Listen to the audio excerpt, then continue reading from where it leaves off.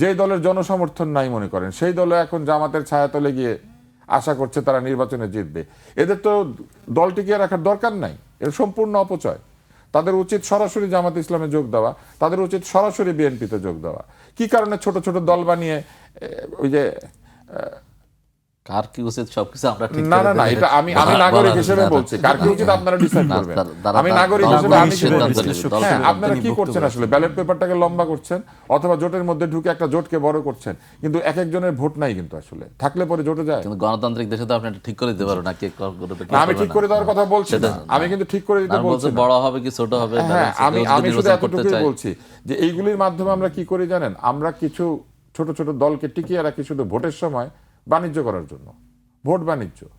এরা ওই যে পোলিং অফিসার পায়, এরা ওই যে বিভিন্ন কেন্দ্রে তাদের নিজেদের লোক দিতে পারে, এগুলা করে কিছু দল।